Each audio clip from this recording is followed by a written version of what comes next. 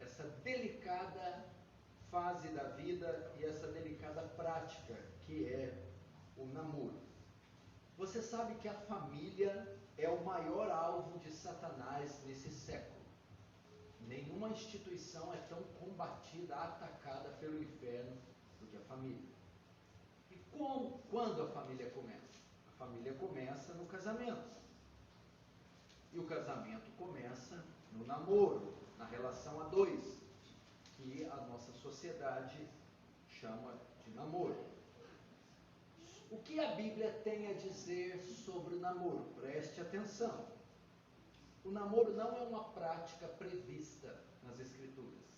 Nem o Antigo, nem o Novo Testamento falam sobre o namoro.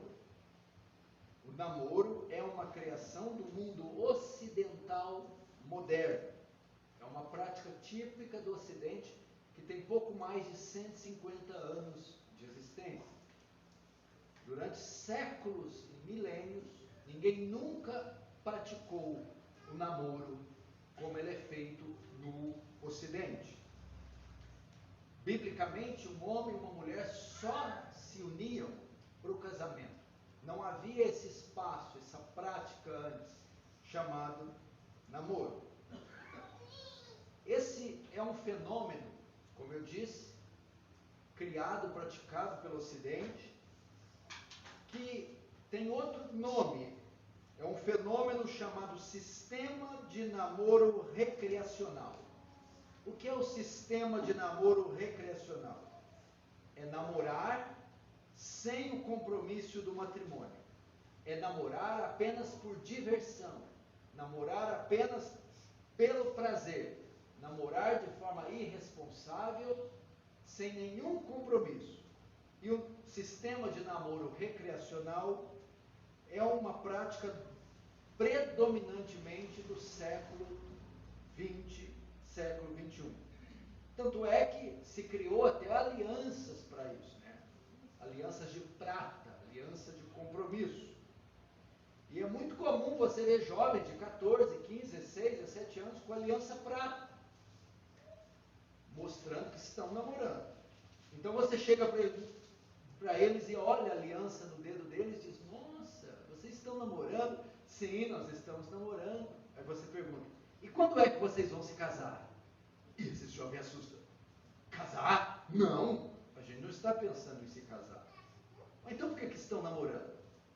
Para divertir um do outro, para usar o tempo, o corpo um do outro, para nos satisfazermos uns aos outros. Estatísticas mostram que a maioria de cristãos, antes de se casar, tiveram mais ou menos de 3 a 4 relacionamentos. Ou seja, namoraram 3, 4 pessoas antes de se casar. Aí casou com a quarta, ou com a quinta. Mas antes namorou, ficou, enrolou, envolveu com 3, 4 antes. Nessa relação, você precisa entender que é o princípio da junção. Existe uma mistura aí ocorrendo. Quando você se une a vários homens ou várias mulheres antes de se casar, ocorre uma mistura, o princípio da junção. Então, um dia você se casa com seu legítimo esposo ou marido e você não é mais inteiro. Você não é mais completo. Partes de você ficou com os outros 4 rapazes. Partes de você ficou com outras 4 meninas. E pode ter certeza, isso afetará para sempre o seu matrimônio. E o seu olhar para sua esposa, ou o seu olhar para o seu marido. Nunca foi a intenção de Deus que alguém antes de casar namorasse 3, 4 pessoas. Biblicamente, não é como um shopping, que você experimenta 4 camisas e leva a quinta. Isso é pecado de lascívia. Nós não podemos fazer dessa forma. Esse é o meio ímpio, o meio secular é que faz dessa forma. Portanto, quando você se interessar por uma moça, Você não está procurando uma namorada. Você já está procurando a sua esposa. Quando você se interessar por um rapaz, você não está à procura do seu namorado. Você está à procura do seu esposo. Agora, quem provê para nós o parceiro? Quando um jovem menino está solteiro e quer uma mulher, quem é que prepara para ele? Ou o contrário, quando uma menina está solteira, quem é que prepara? De onde ela vem? A Bíblia responde isso.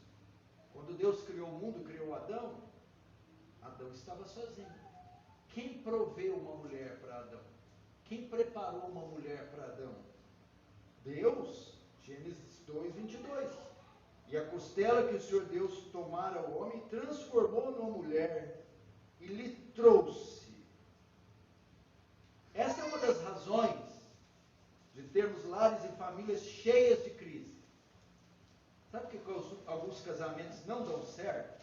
Mas a gente ora e faz campanha e pede conselho, que errou na escolha. Aí, meu amigo, quando você erra na escolha, vou te dar um exemplo. Você vai comprar um carro. Aí você olha na vitrine, estacionamento. Aquelas rodas de liga, aqueles rodonários 16, 18, aquele escapamento lá, aquela cor vermelho ferrado. Você baba, eu quero esse carro. Aí você fala com o mecânico, ó, é só beleza. O motor está rachando, tem vazamento de óleo. Essa pintura que você já viu está cheia de massa por trás. Não, mas eu quero. Não, mas eu quero. Eu estou apaixonado por esse carro. Então compra. Aí o que acontece? O carro vive na oficina. Para, estraga, balança na pista, para numa viagem. Ou seja, é seu, você comprou, você consegue arrumar, mas ele vive com problema. E qual foi o problema? A escolha. Podia ter comprado um novo, um carro melhor. Mas foi persuadido pela beleza. Entendeu?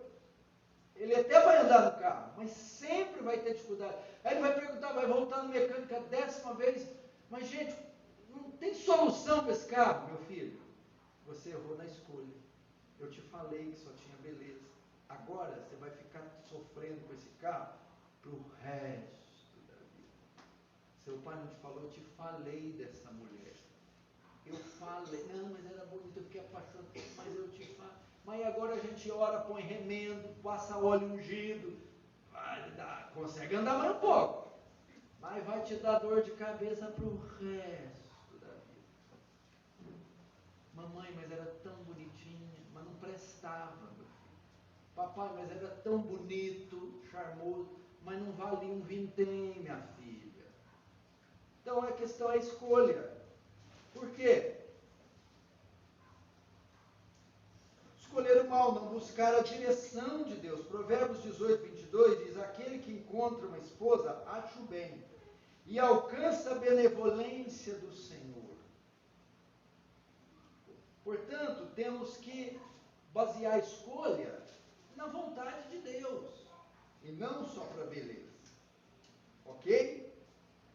Então essa é a primeira coisa que temos que aprender. Devemos começar o namoro pela oração.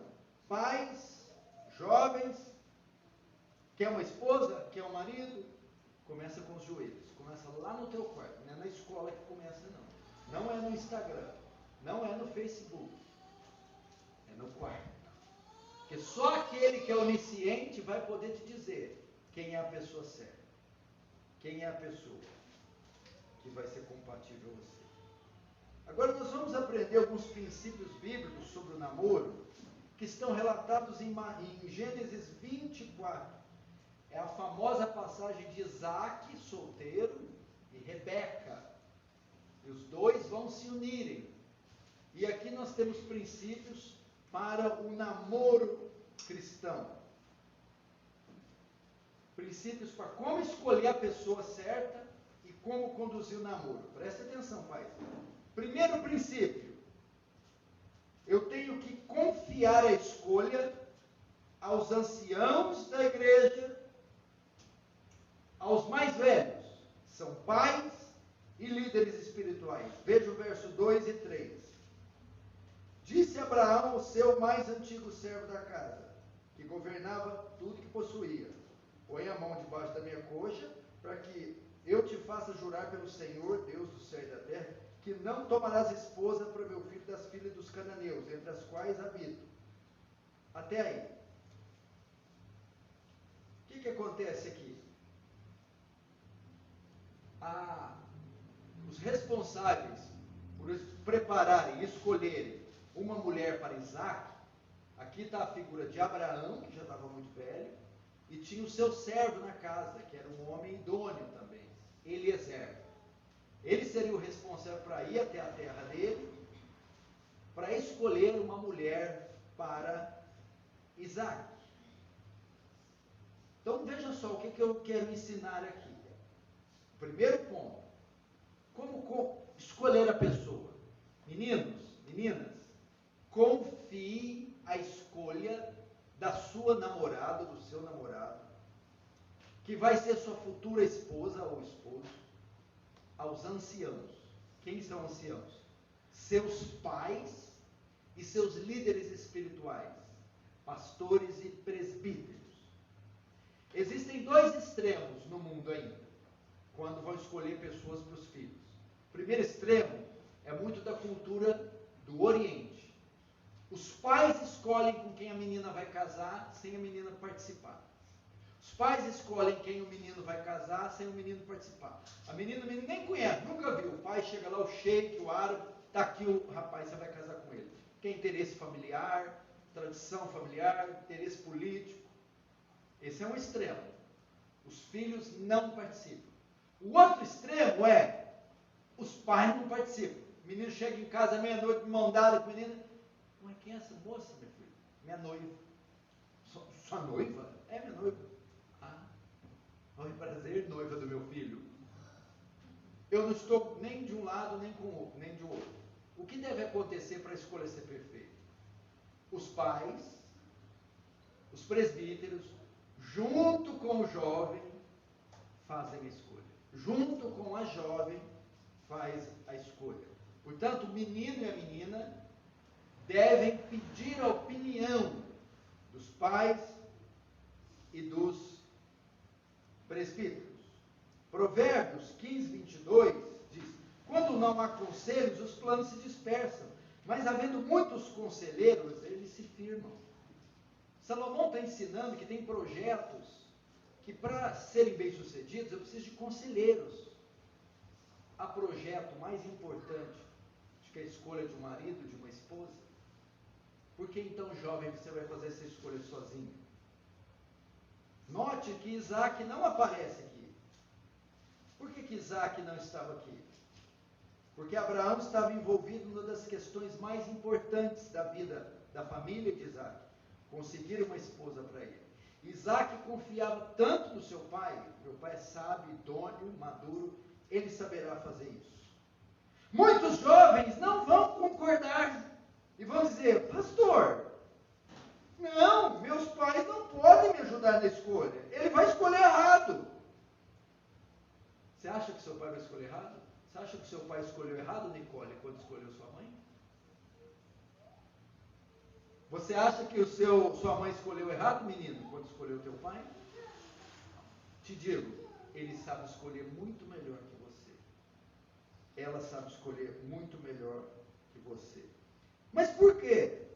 Porque os jovens não têm sabedoria para escolher como um ancião escolheria. Como assim? Os jovens, quando escolhem, vão à procura de alguém motivado pelos seus desejos carnais. Um menino homem, quando ele vai fazer escolha, ele baseia no quê? O corpinho. Tem que ter o olho daquele jeito, cabelo encaracolado, cinturinha fina. Ele baseia a escolha dele na estética, o quanto atrai ele fisicamente. E a menina?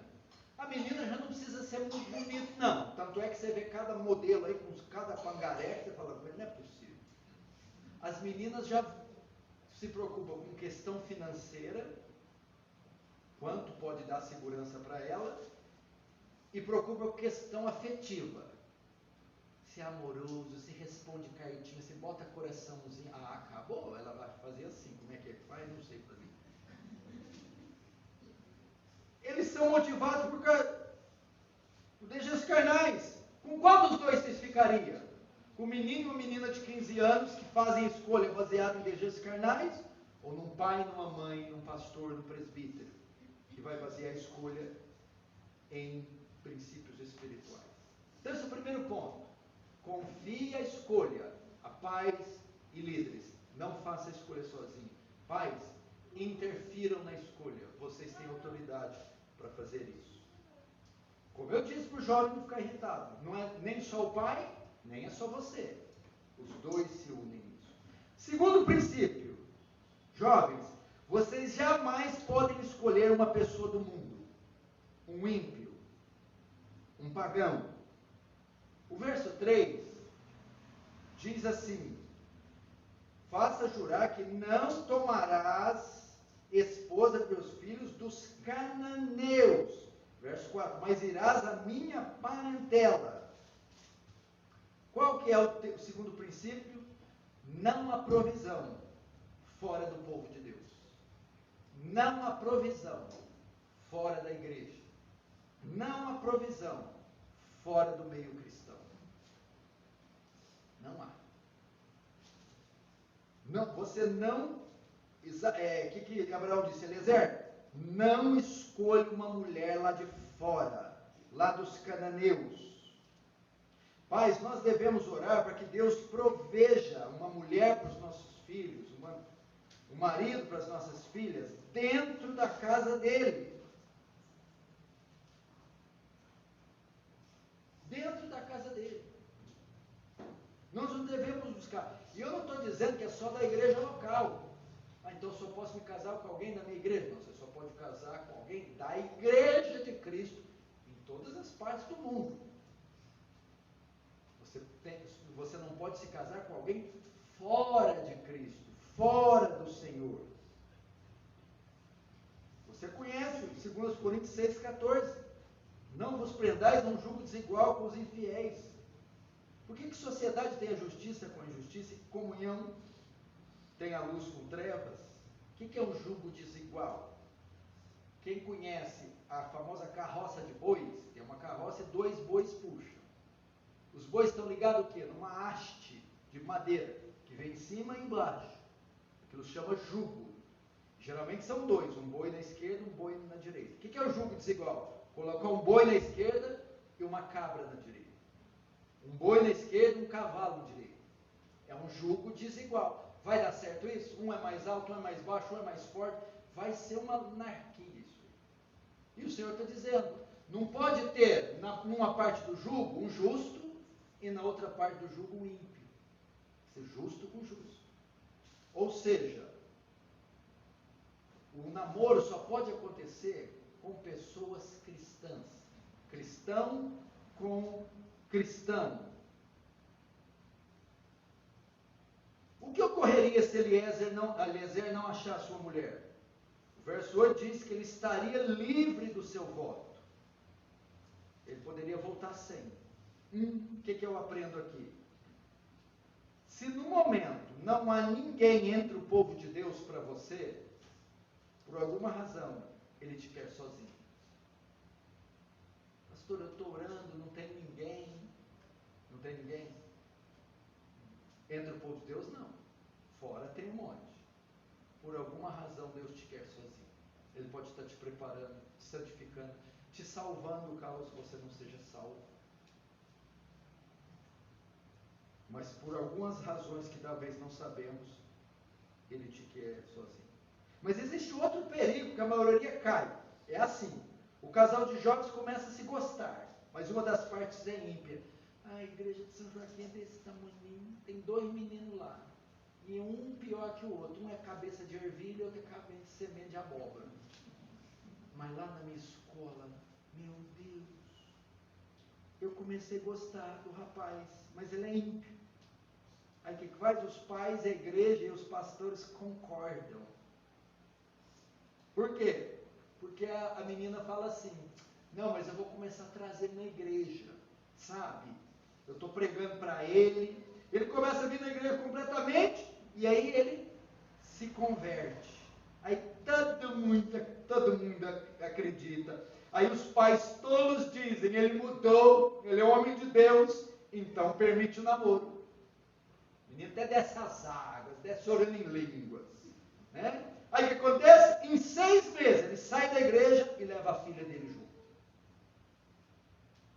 Ele não se converteu, ele só fez aquilo para tê-la. Ele está tão apaixonado por ela, como é que é? Para te ter, eu tenho que converter, tem que fazer batismo, tem que ir no semáforo evangelizar. Ele sobe em cima do banco da praça, prega para todo mundo, porque ele está interessado nela. Cuidado com isso, pais. Ou nele, cuidado com isso. Pode acontecer de converter? Ah, um moço está gostando de mim, e ele quer vir à igreja. Uma moça está gostando de mim, pode acontecer? Pode. E quando é que a gente pode aprovar um negócio desse? Depois de alguns anos. Se esse menino andar com Deus, se ele der frutos verdadeiros, se ele convencer que é um convertido mesmo, aí sim você pode aprovar isso. Esse então foi o segundo princípio. Só pode haver o namoro entre pessoas cristãs. Terceiro princípio. Você deve procurar virtudes e não beleza. Quando você for fazer a escolha menina, quando você for fazer a escolha menino, você está escolhendo, buscando, procure na pessoa virtudes e não beleza. É exatamente o contrário do que a sociedade faz. Quando quer alguém, procura beleza, não importa se não tem caráter. Olha só em Gênesis 24, 21, verso 21, o que está escrito. O homem observava em silêncio atentamente para saber se teria o Senhor levado bom termo a sua jornada ou não. Veja só, Eliezer chegou e saiu escolhendo qualquer uma. Aquela tem 1,80 m, olho verde, aquela é gaúcha, aquela é... Não! A Bíblia diz que ele a observava. E o que ele estava buscando em Rebeca? Virtudes. E elas podem ser vistas em vários versículos. Ela está com um cântaro na mão, ela pega água, ela dá para os camelos, ela é generosa, trabalhadeira, esperta, virtuosa. Mulher virtuosa, quem achará? Provérbios 31. O que é mulher virtuosa? Mulher cheia de virtudes.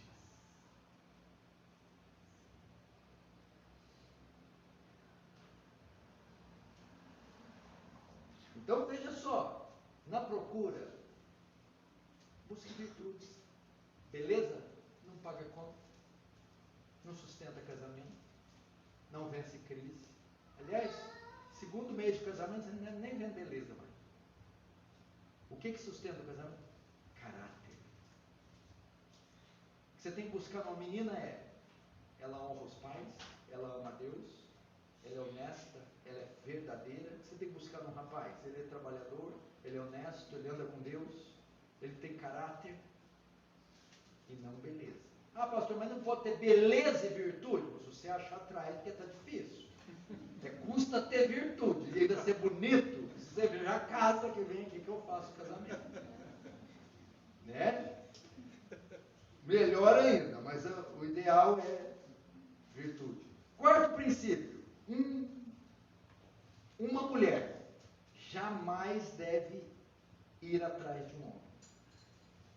Biblicamente, quem se propõe, quem dá o primeiro passo, quem vai atrás é o homem da mulher.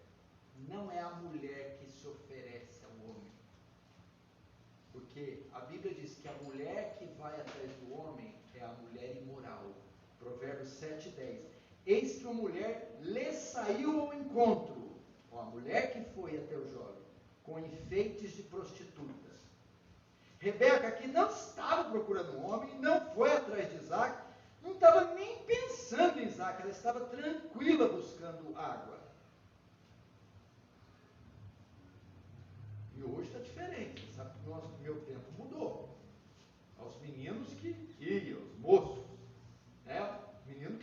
brincava, né? Isso que falava. Hoje, a meninada está partindo para cima. As meninas, a coisa mais horrorosa, sensual. Não, moças, espere alguém se interessar por você, alguém vir até você, alguém compartilhar com você o sentimento por você, mas você jamais se ofereça a um homem. Enquanto isso, o que Rebeca estava fazendo? O que você tem que fazer, menina? Gaste seu tempo aprendendo ofícios de mulher. Cresça em virtudes.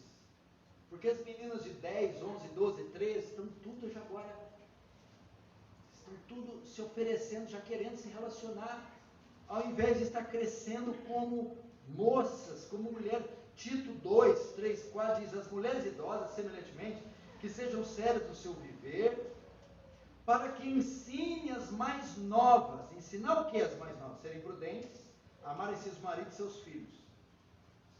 Ensinarem princípios, ofícios de mulher. Então, a menina de 10, 11, 12, 13 anos, ela tinha que estar gastando o seu tempo para crescer em virtudes e aprender ofícios de mulher. Se está com a mãe, se está com a avó, se está com a tia, aprender como cuida de uma casa, de filhos, de marido, de uma roupa. Claro, não estou excluindo o estudo formal, acadêmico, mas ela deve estar crescendo em piedade, e não até atrás de homem. O menino a mesma coisa, deve estar crescendo em ofícios de homem.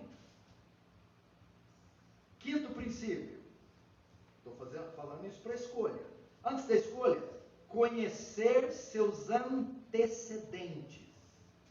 Gostou de uma menina? Gostei. Gostou do menino? Gostei. De quem que é filho? De quem que é filha? É crente? Como é a família dele? Tem bom testemunho? São hospitaleiros? São cristãos? Quais os antecedentes desse menino? Tem passado pela polícia? Foi bom aluno? Bom funcionário na empresa que trabalhou? Obedece os pais? A pessoa se interessa por outra só porque viu a foto no Instagram, ou porque viu na esquina. Não, peraí. Quando você se envolver com ele, ou com ela, você se envolve com todo o histórico dele, com toda a família dele. Você vai adentrar em outro universo. Você precisa saber os antecedentes. Quem é essa pessoa que você vai se envolver? Qual é o passado dela? Ele é filho de uma família de picareta, de trambiqueiro, de gente ímpia. É interessante você saber isso. O verso 23 está lá. Veja o verso 23. Ele perguntou: de quem és filha? Peço que me diga: haverá em casa de seu pai lugar para que eu fique? E a comitiva? Ele perguntou de quem era filha. Isso é imprescindível para a escolha. Você já viu muitos casamentos que são destruídos? Sabe por quê?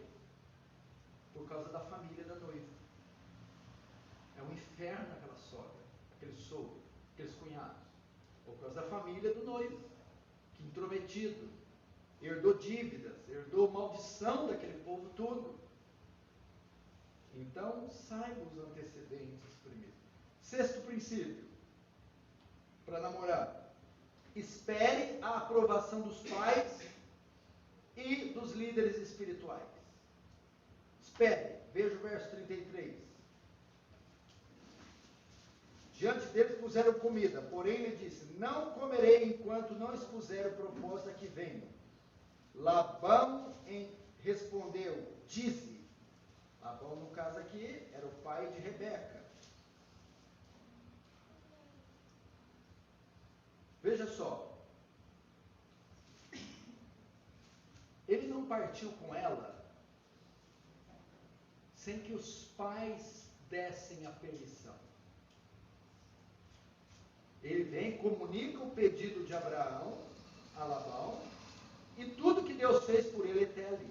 Então Eliezer, espera a aprovação dele.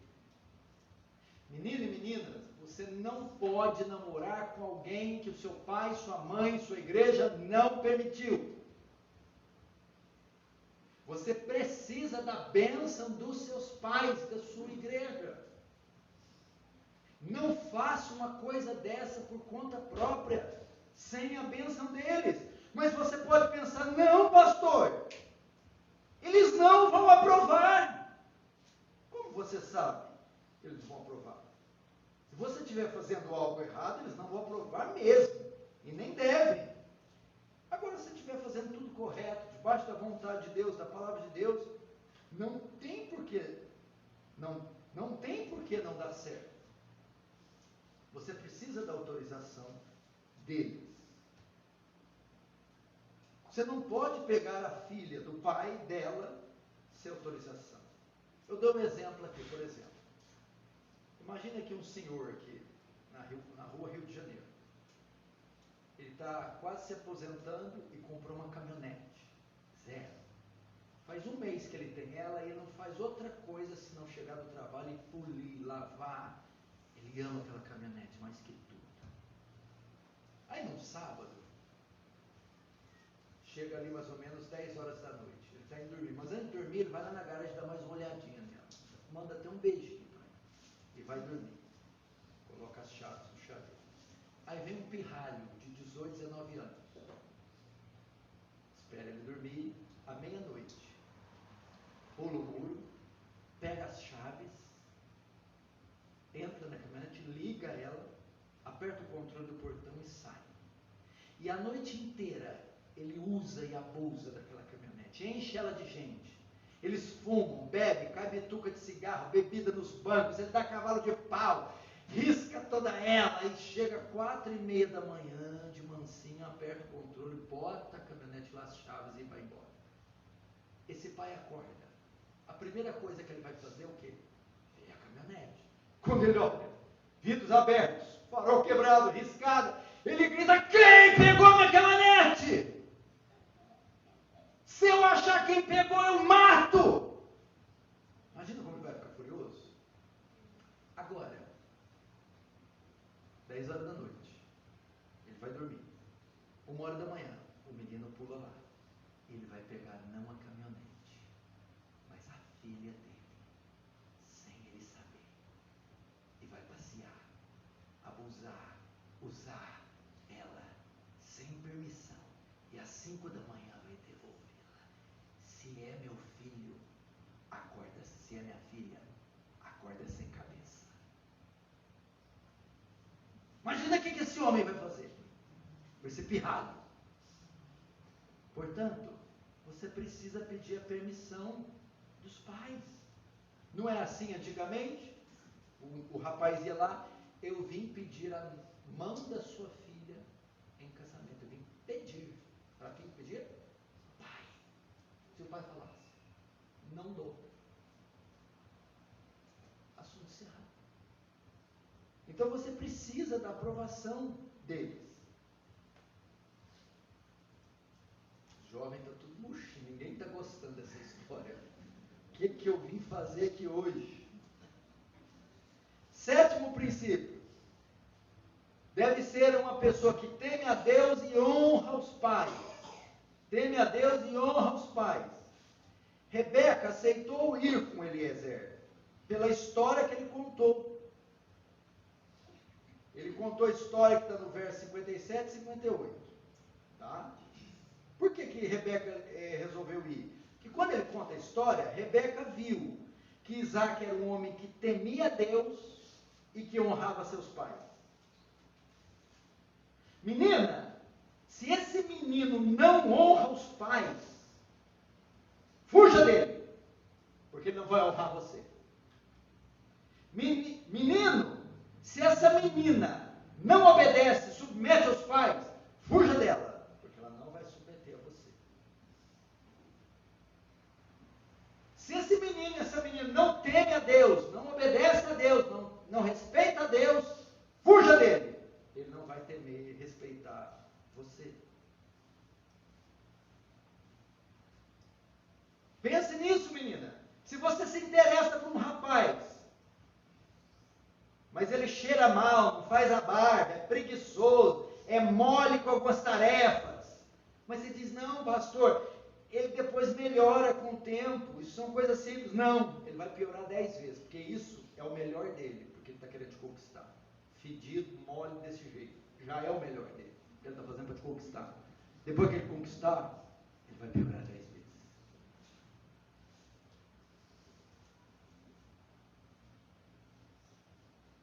Mas ele é tão espiritual, bonito. Aqui na igreja todo mundo é espiritual, bonito. Todo mundo é espiritual e bonito. Na sua frente ele sempre será. Você deve perguntar para o pastor, pastor, qual é a relação desse menino com a igreja? Ele vem nos cultos? Ele é obediente?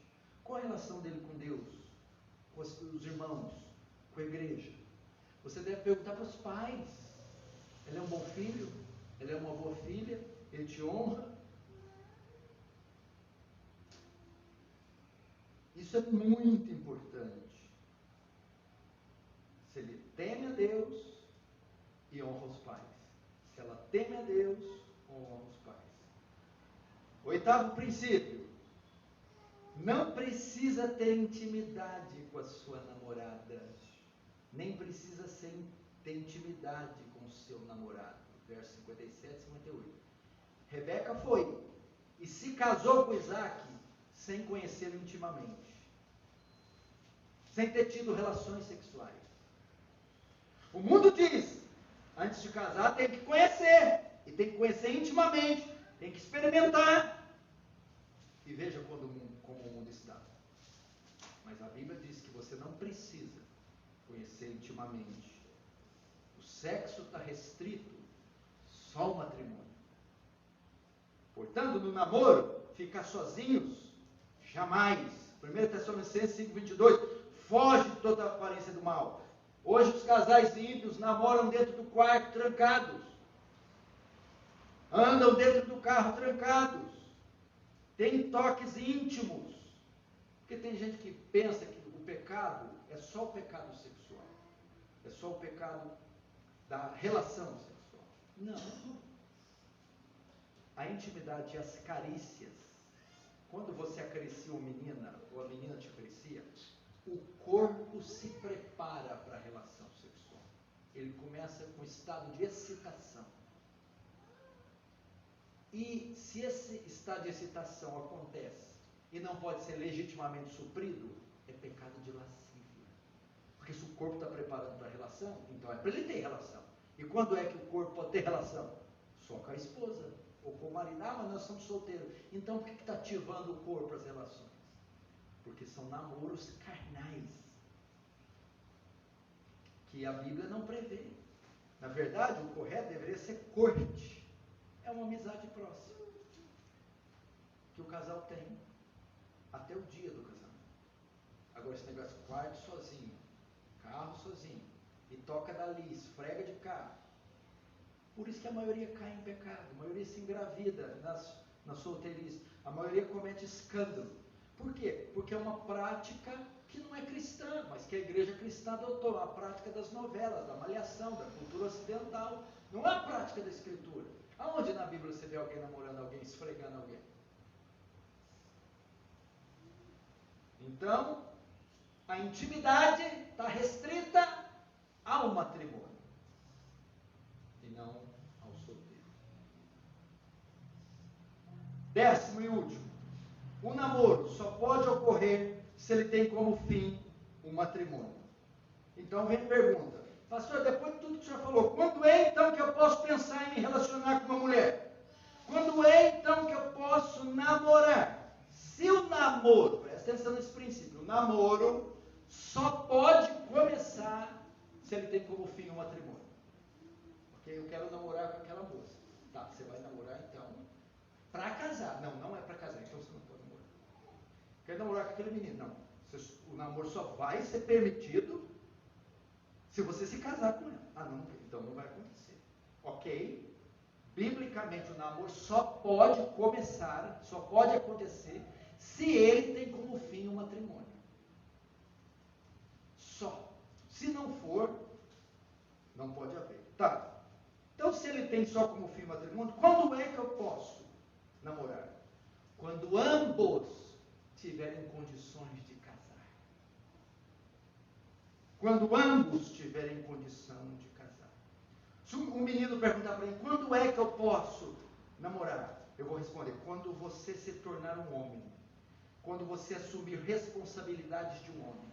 Quando você tiver maturidade para sustentar financeiramente, emocionalmente e espiritualmente sua mulher. Aí você pode namorar. Enquanto você não tiver isso, você não pode. Agora o que os meninos querem hoje? Eles querem assumir práticas de homem sem a responsabilidade de homem. Elas querem assumir práticas de mulher sem a responsabilidade de homem. Querem brincar com os corpos uns dos outros, com o tempo uns dos outros, se recrearem num relacionamento perigosíssimo. Por isso que na minha época, eu sou de um pai daqueles da moda antiga. Na minha época, um menino de 18 anos já estava entrando na faculdade, já tinha pelo menos uns 5 anos de carteira registrada, já tinha competência. Então era a coisa mais normal, um homem casar com 20 com uma mulher de 18. Hoje, o menino de 18 está com a cueca para fora jogando videogame e não sabe nem cortar a unha do pé, mas quer namorar. Por isso, pais, eduquem seus filhos para ser homens e não bobocas. Mães, eduquem suas filhas para serem mulheres. Treinem elas para serem mulher. Treinem seus filhos para ser homens. Vocês estão imbecilizando os filhos dando videogame, celular, Instagram, mídia social e colocando eles só com os jovens. Dá ofício para ele, responsabilidade para ele. Bota ele com gente madura que ele vai adquirir uma postura de homem rapidamente. E a mesma coisa a menina. E aí eles vão ter condições de se casar. Eu escrevi um livro sobre isso. A Procura de Rebeca, Namoro Cristão. Vai ser lançado em fevereiro. Está sendo revisado. E aí vocês vão poder adquirir esse livro, ler e instruir seus filhos. É o que eu preguei aqui, mas com muito mais detalhes e com várias referências. Verso 67. Vamos ver. Isaac conduziu até a tenda de Sara, mãe dele, e tomou Rebeca, e esta lhe foi por mulher. Ele amou. Assim, foi Isaac consolado depois da morte de sua mãe. Finalmente o casamento aconteceu, tiveram a noite de núpcias, foram felizes para sempre, entraram naquela tenda e aí ninguém mais tem nada a ver com isso, nem pastor, nem pai, nem mãe, nem mais ninguém. Se fizeram uma só carne, casaram e passaram por todos esses princípios. É assim então que temos que fazer, para preservar nossos jovens disso tudo que está acontecendo no mundo. Vamos fechar os olhos e orar, o louvor pode vir aqui.